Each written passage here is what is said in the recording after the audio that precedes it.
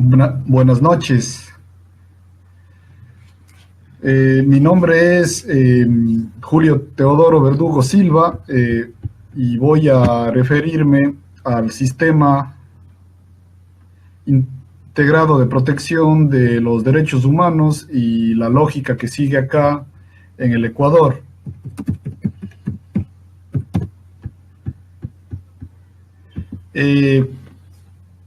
Hay que comentar y hay que tomar en consideración que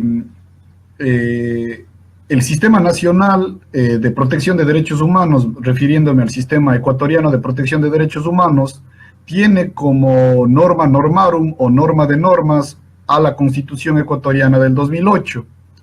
Obviamente, dentro del Sistema Universal de Protección de Derechos Humanos en general y de manera particular en el Sistema Interamericano de Derechos Humanos, formamos parte de este sistema que tiene obviamente su lógica de administración de justicia con la jurisdicción contenciosa y con el tribunal establecido, como todos sabemos, en San José de Costa Rica. Y la norma normarum dentro del sistema interamericano de los derechos, dentro del sistema interamericano de derechos humanos es la Convención Americana de Derechos Humanos. Entonces, cuando yo hablo de el sistema integrado de protección de derechos humanos, me refiero a un sistema multinivel donde están en coordinación o deben estar en coordinación, en el caso ecuatoriano, la Constitución del 2008 frente a la Convención Americana de los Derechos Humanos. Eso a primera vista aparece como simple, como sencillo. Sin embargo, en el caso ecuatoriano, tomando en consideración primero que hemos sufrido constantes procesos de cambio constitucional desde que somos república, desde 1830, pero para no retroceder mucho en el tiempo, apenas desde el 79 hasta la actualidad, hemos tenido 3 constituciones y la Constitución del 79 sufrió algunas codificaciones y apenas hace 10 años estaba vigente en 1998 teníamos una constitución y en 2008 volvemos a elaborar una constitución. Eso ha traído inestabilidad obviamente normativa, pero esa inestabilidad normativa tiene algo que a mi juicio es curiosamente y paradójicamente bueno, que se aplica en el hecho de que cuando uno lee la Constitución ecuatoriana, uno encuentra un texto que yo me atrevo a catalogarlo como sofisticado. Sofisticado obviamente en su forma, en su escritura y en el reconocimiento de determinados arreglos institucionales, jurídicos, que son novedosos y que no necesariamente se los encuentra en las constituciones de otros países hermanos latinoamericanos o que forman parte del sistema interamericano. Hago referencia a esta suerte de sofisticación poniendo énfasis en la sofisticación formal, porque una cuestión es que tengamos una constitución sofisticada, pero que otra cuestión es que esa sofisticación se materialice en la realidad de los hechos. Encuentra un punto de análisis y de comparación frente a la Convención Americana de los Derechos Humanos, que como ustedes bien conocen, se promulgó en noviembre de 1969. Entonces, en el sistema integrado de protección de derechos humanos, refiriéndome al Ecuador frente al sistema interamericano, tenemos por un lado, en el ámbito de la convencionalidad, a la Convención Americana de los Derechos Humanos de 1969 y por otro lado, en el caso relacionado con el Sistema Nacional Ecuatoriano de Protección de Derechos Humanos, la Constitución de Montecristi del 2008. Cuando uno hace un análisis de los planteamientos tanto de la Constitución ecuatoriana del 2008 como de la Convención Americana de los Derechos Humanos, se encuentra con algunas sorpresas. Y esas sorpresas precisamente están relacionadas con concepciones filosóficas de los derechos humanos por parte del constituyente ecuatoriano del 2008 frente a otro tipo de concepción sobre los derechos humanos y fundamentales por parte de aquellos que construyeron la Convención Americana de los Derechos Humanos. Lo que quiero decir es que si es que uno lee el artículo 11 de la Constitución ecuatoriana, donde se encuentra, como en alguna ocasión manifestó el profesor Miguel Carbonell, una suerte de mini teoría del derecho, de los derechos humanos en el caso ecuatoriano, uno encuentra que detrás de todos esos postulados del 11 de constitucional existen una filosofía que concibe a los derechos humanos como un producto relacionado obviamente con la dignidad humana, relacionado con principios naturalistas, donde los derechos no se crean, sino se reconocen, y entre otras cuestiones se asienta en la idea de cláusula abierta de los derechos humanos, pero algo muy importante, si ustedes tienen tiempo de leer el 11 numeral 6 de la Constitución ecuatoriana, van a encontrar que el constituyente ecuatoriano concibe a los derechos como interrelacionados, interdependientes y de la misma jerarquía. De hecho, se afirma que no hay derechos absolutos. Y lo que acabo de comentar no es menor, porque si es que uno lee la Convención Americana de los Derechos Humanos, que es la norma normarum del sistema interamericano, resulta que en ese documento no se conciben a los derechos humanos y a los derechos fundamentales como derechos que están interrelacionados, interdependientes y que tienen la misma jerarquía, sino por el contrario, se considera desde la Convención Americana de los Derechos Humanos, si uno lee el artículo 9 en adelante, encuentra ahí obviamente que se conciben a los derechos como jerarquizados entre sí y en definitiva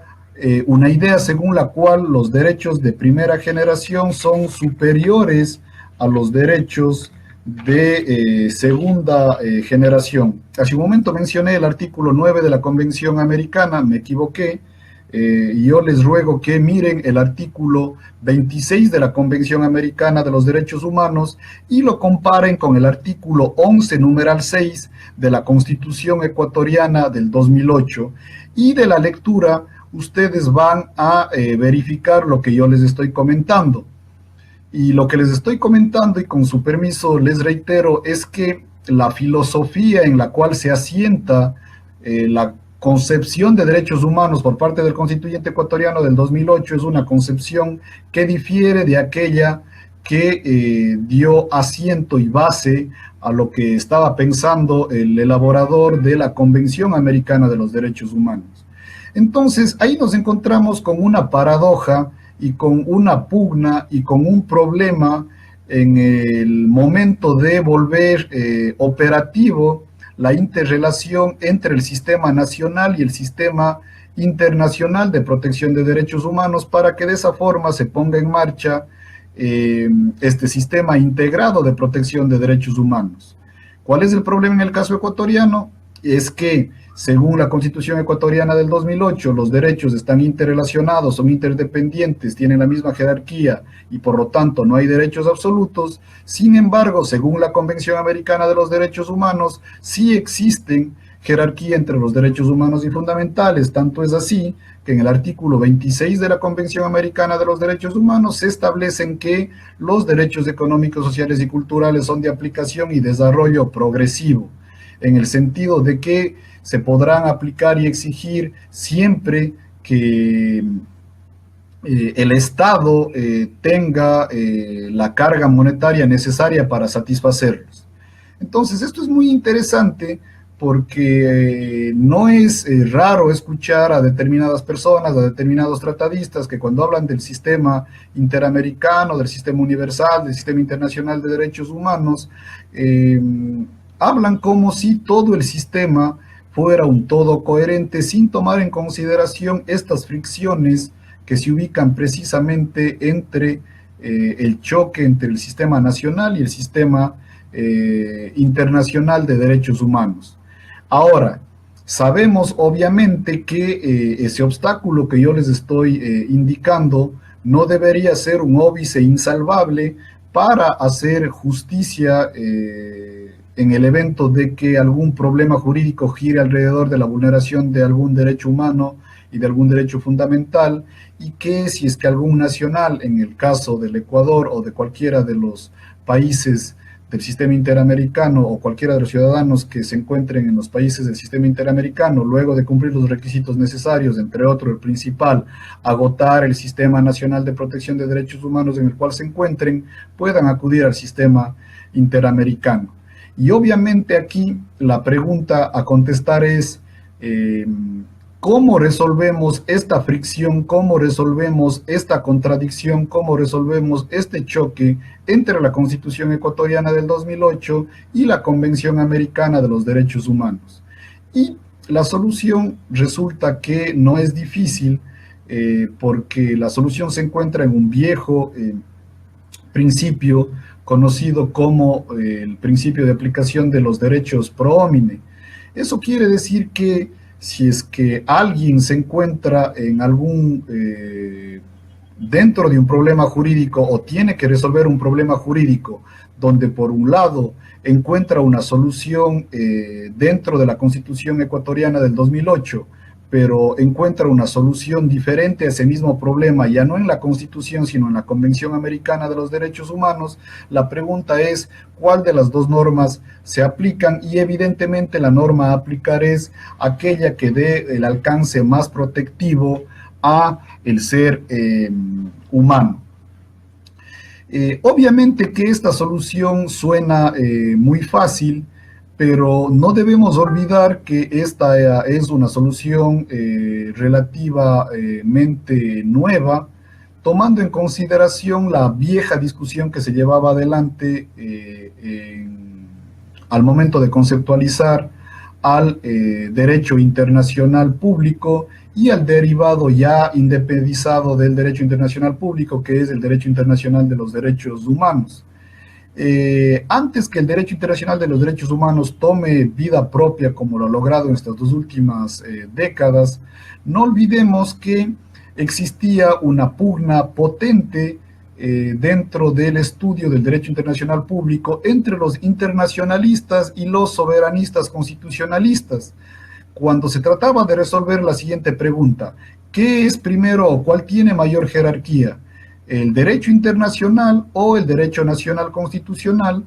Evidentemente había tratadistas que se decantaban por el derecho internacional y otros tratadistas, abogados, profesores interesados en el derecho que se decantaban por el derecho nacional constitucional. El problema estaba en que cuando uno estudiaba de esa forma esa pugna, terminaba tomando posición ya sea por el derecho nacional o por el derecho internacional sin mayores elementos de juicio, sino básicamente por instinto, como cuando uno se hace hincha de algún equipo y uno dice no,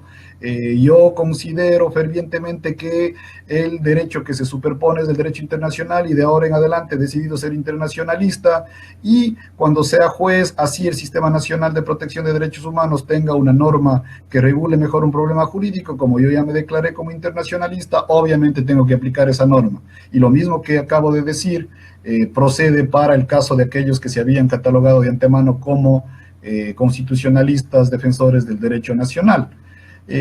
Esa cuestión que estaba presente en la solución de la jerarquía entre el sistema nacional e internacional dentro del derecho internacional público, desafortunadamente migró también al derecho internacional de los derechos humanos, pero como les dije hace un momento, ya hemos encontrado una solución a este problema, en el sentido de que ya no estamos en la necesidad de declararnos de antemano como defensores absolutos de los tratados internacionales o del derecho internacional de los derechos humanos, ni tampoco como defensores absolutos de la superioridad del sistema jurídico nacional de protección de derechos humanos, sino que la solución es una de carácter práctico, y es que no importa por qué sistema se encuentre reconocido la solución a tal o cual derecho, sino lo que hay que verificar es cuál es la solución más óptima. Y precisamente esa es una de las posibles cuestiones que uno tiene que tomar en consideración para lograr compatibilizar la Constitución ecuatoriana del 2008 con la Convención Americana de los Derechos Humanos de 1969. Y recuerden la palabra que he usado desde el inicio de mi presentación, catalogando la Constitución ecuatoriana como sofisticada. Lo vuelvo a hacer, pero para advertir que esa sofisticación es formal, en el sentido de que tenemos un sistema de garantías para la defensa de los derechos humanos que es bastante amplio. Tenemos garantías constitucionales de diferente naturaleza, garantías constitucionales jurisdiccionales, garantías constitucionales de políticas públicas, garantías constitucionales normativas, garantías constitucionales institucionales, y precisamente ahí el constituyente ecuatoriano lo que hace es cumplir con uno de los mandatos de la Convención Americana de los Derechos Humanos, y es la obligación por parte de los estados que ratificaron esta convención de establecer dentro del Sistema Nacional de Derechos Humanos, o de otorgar al Sistema Nacional de Derechos Humanos, del mayor número de garantías de los derechos posibles. Entonces, esto nos permite entender que este sistema multinivel de defensa y de protección de los derechos humanos se tiene que someter a determinadas reglas para lograr la compatibilización entre el sistema nacional, en este caso entre el sistema ecuatoriano de protección de derechos humanos, con el sistema interamericano de derechos humanos. Y obviamente aquí hay que hacer mención a que la pugna, el roce, el choque entre el sistema nacional ecuatoriano y el sistema interamericano es inevitable. Y eso es así por una simple y sencilla razón. Si nos preguntamos qué fue primero, el derecho nacional o el derecho internacional, pregunta con una verdad de perogrullo como respuesta, es el derecho nacional, porque fueron los estados-naciones lo que se consolidó primero, antes que los conglomerados de naciones que han formado bloques políticos, económicos, jurídicos, y por lo tanto ha sido el sistema nacional el que ha tenido un primer desarrollo, y la lógica de su consolidación y estructuración institucional ha diferido, tiene causas y consecuencias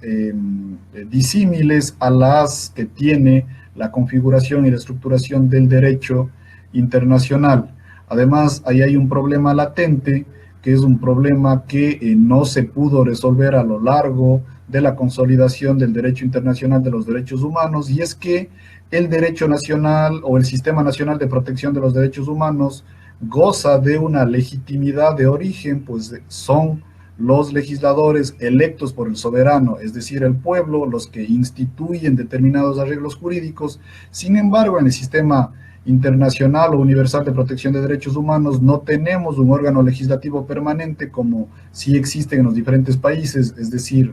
los parlamentos, los congresos, las asambleas nacionales que se encuentran legislando, y eso hace que nos planteemos la siguiente pregunta: ¿cuál es la legitimidad de las normas de carácter internacional? Y obviamente la legitimidad es una legitimidad derivada con la ratificación por parte del titular del Ejecutivo, del ministro de Relaciones Exteriores, del ministro plenipotenciario, y luego con la ratificación de esos tratados por parte de la Asamblea, y en el caso ecuatoriano, luego de pasar por el filtro del control abstracto de constitucionalidad por parte de la Corte Constitucional. En ese contexto, y para terminar, voy a hacer mención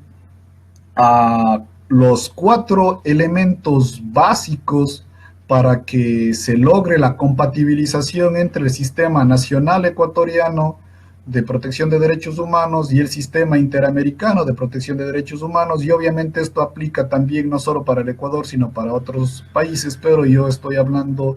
desde la lógica, o mejor dicho, desde el conocimiento del Sistema Ecuatoriano de Protección de Derechos Humanos, porque soy ecuatoriano. Y estos mecanismos de compatibilización los encuentra precisamente en la propia Convención Americana de los Derechos Humanos, y el primer mecanismo es la operatividad inmediata de la Convención. Esto es muy importante y esto está relacionado con lo que les había comentado hace un momento. Si nosotros nos preguntamos cómo procede y por qué se obedece una norma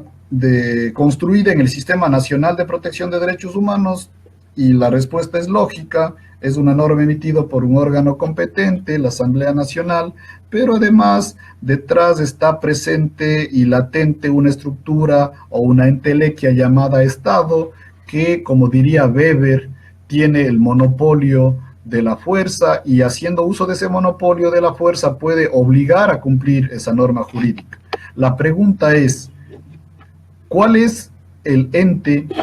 cuál es el órgano que puede estar latente de manera omnipresente para obligar el cumplimiento de los tratados internacionales? Y la respuesta es que no existe ese órgano. Y ahí procede una paradoja, y la paradoja es que el Estado se auto obliga y se compromete a respetar los tratados internacionales, y esto de manera abstracta parece que no tiene ningún tipo de problema, pero el problema aparece cuando el propio sistema, en este caso interamericano de los derechos humanos, castiga a un Estado suscriptor de la Convención y lo cataloga como vulnerador de derechos. Y curiosamente, como veremos más adelante, es el Estado el que se tiene que autoimponer la sanción y autodisciplinarse para cumplir con determinada obligación. Y por supuesto, eso uno cae en la cuenta que es complejo, porque como hemos visto en las últimas meses, hace aproximadamente un año, una sentencia que se estableció y se declara a México como vulnerador de los derechos humanos, México se negó a cumplir esa sentencia, y las acciones que comienzan a tomar los estados es que dejan de contribuir con sus obligaciones monetarias para el funcionamiento tanto de la Comisión como de la Corte Interamericana, con todos los problemas que eso implica. Entonces, la operatividad inmediata de la Convención está subcompuesta por dos elementos, y esos elementos son la autoaplicabilidad y la autoejecución de la Convención. Eso quiere decir que la Convención se aplica de manera directa e inmediata, así como la Constitución ecuatoriana, en su mini catálogo de la teoría de los derechos establecido en el artículo 11 y sus divergentes numerales, establece que la Constitución se aplica de manera directa e inmediata sin ningún tipo de intermediación legislativa. De igual forma, la Convención se aplica de manera directa e inmediata sin que se pueda obligar, o mejor dicho, sin que se pueda esperar una intermediación legislativa para que se apliquen estas instituciones. Esto para nosotros puede sonar una verdad de perogrullo, pero no olvidemos que desafortunadamente aquellos especialmente que se han formado en un paradigma diferente al del Estado constitucional, al de los derechos humanos como un bien jurídico más que superior a proteger, suelen entender que para la aplicación de determinadas instituciones o arreglos normativos se necesita del desarrollo de la presencia de normas de inferior jerarquía. El segundo principio, y que ya lo mencioné con el ánimo de explicar otra cuestión hace unos minutos, está relacionado con la obligación que tienen los estados, parte de la Convención, de proveer de los recursos eficaces en el derecho interno. Y esto es muy importante porque esto nos da elementos de juicio para que también nos olvidemos y dejemos de un lado esta estéril pugna entre la superioridad o inferioridad entre sí del derecho nacional y el derecho internacional de los derechos humanos, porque resulta que la Convención Americana de los Derechos Humanos obliga a aquellos países que han ratificado su texto, que tienen la obligación de otorgar y de establecer en el Sistema Nacional de Derechos Humanos recursos eficaces para la protección de los derechos humanos. En palabras más sencillas, lo que nos dice el derecho internacional o el derecho interamericano de protección de los derechos humanos es que este derecho es de carácter subsidiario. Es decir, al derecho internacional, al derecho interamericano de los derechos humanos, no le interesa hacerse cargo o ser el titular en la solución de todos y cada uno de los problemas jurídicos relacionados con la potencial vulneración o la vulneración de los derechos humanos y fundamentales, sino que por excepción y de manera subsidiaria se tiene que activar el sistema interamericano de derechos humanos. ¿Y cómo logramos eso? Estableciendo un sistema complejo, completo en el sistema nacional para que todos los mecanismos se solucionen en el ámbito nacional, y solo a pesar de haber establecido todos estos mecanismos, si no se solucionan, por excepción y de manera subsidiaria, acudir al sistema interamericano.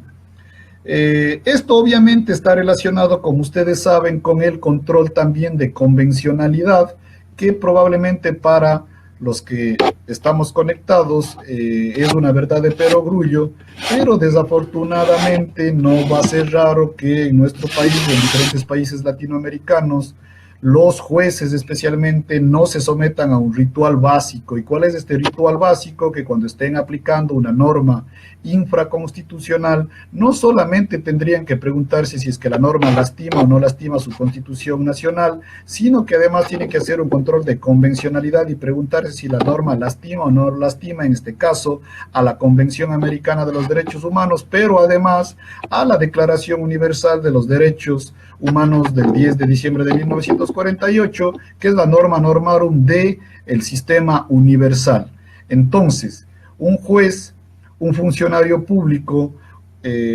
un servidor público que tenga potestad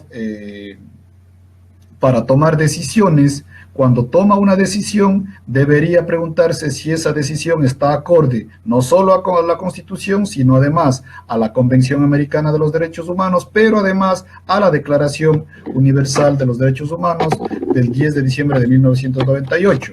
No olvidemos que se llama declaración, nació como una declaración, pero años después, si mal no recuerdo, en la década de los 70, los países firmantes le dieron categoría de norma jurídica, y por lo tanto es la norma normarum del sistema universal de los derechos humanos.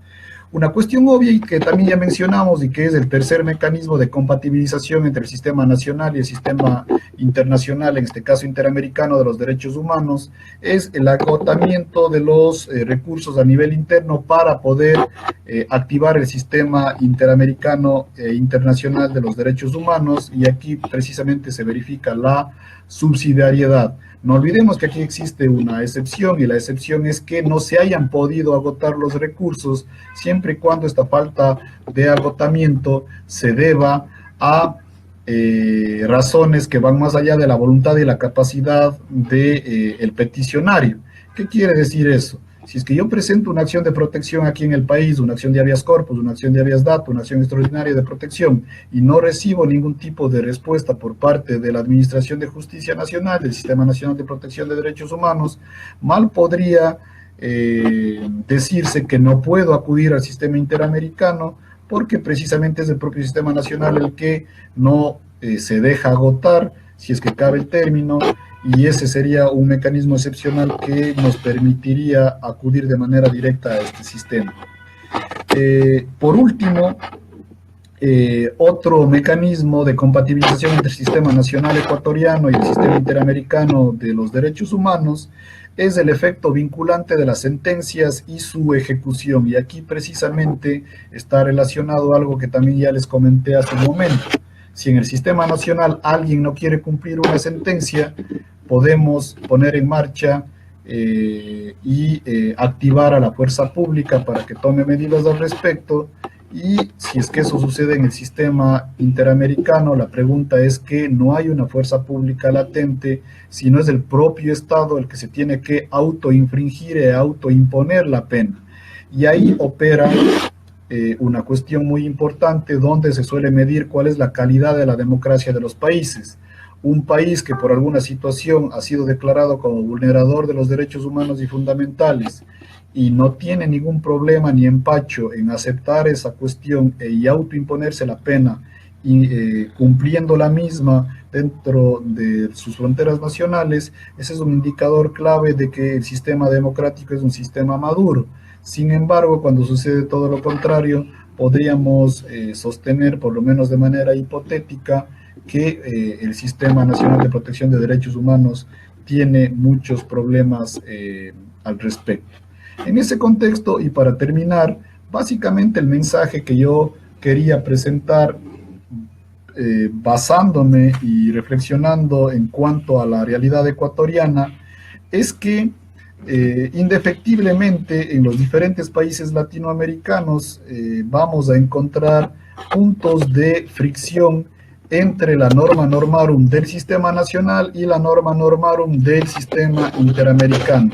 y que esas fricciones tienen que ser localizadas para darles una solución, a sabiendas que no pueden ser obstáculos insalvables para